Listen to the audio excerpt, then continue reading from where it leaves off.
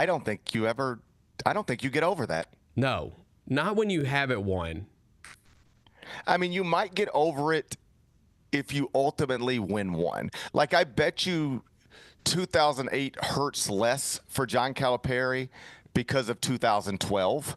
Now, 2012 doesn't make any Memphis fans feel better because that's got nothing to do with Memphis.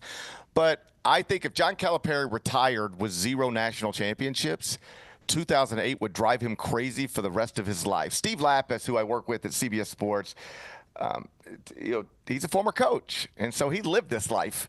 And he said, man, I'm just telling you, there are losses that you carry with you to your grave. They just, you wonder what if for the rest of your life. What if I'd have won this game? You know, for Steve's case, it's like, would I have kept my job? Would I have got a contract extension? Would I have got a better job? Now, Kelvin Sampson obviously doesn't deal with those types of things. He's going to be the coach at Houston until he doesn't want to be the coach at Houston, and then his son's going to be the coach at Houston. But Kelvin Sampson has made it clear he doesn't need a national championship to validate his career.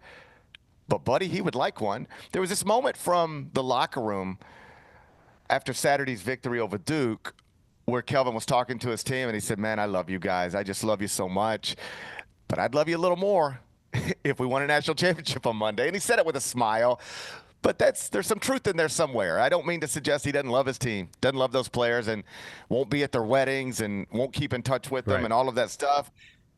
But players and coaches who win national championships together, that is a bond forever.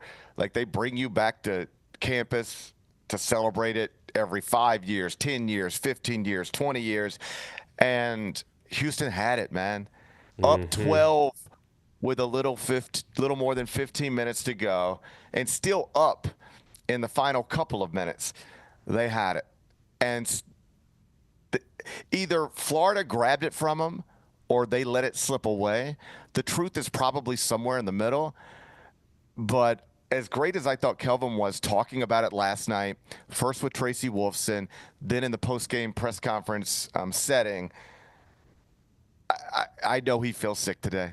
I know he feels like I was up 12 points with a little more than 15 to go with the best defensive team in the country, and the other team's star was giving them nothing.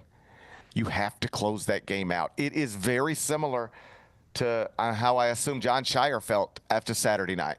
And so John and Kelvin have kind of gotten close over the years in terms of they like each other and talk, and even though there's a generational gap there between them in terms of ages, they've bonded and found a friend in each other. And just as I can set it up for Kelvin last night, up 12 with a little more than 15 to go, you've got the best defensive team in the country and the other team stars giving them nothing.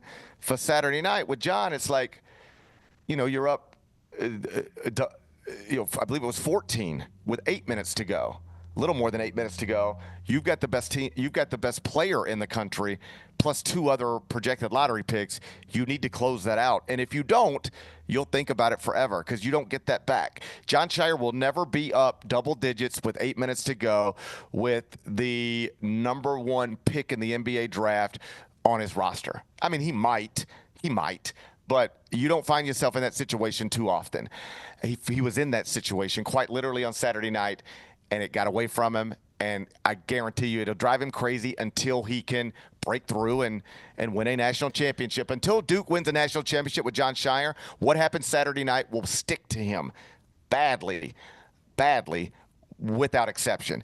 And Kelvin is obviously more accomplished, more experienced, so I don't think it's as dramatic. Like, people aren't going to be asking big questions about Kelvin Sampson heading into next season, but they might with John Shire, given that he has been eliminated by an inferior team from the NCAA tournament in 2 straight years. But either way, Kelvin Sampson found himself last night in control of a game that his team almost always wins. And I don't mean just this team, but his teams. For the past 6 years at Houston, they almost always win those types of games. And then it just flipped on them. And Florida ended up winning a Houston-type basketball game against the Houston Cougars. It was incredible to watch. The Gary Parrish Show, live weekdays at 10 a.m.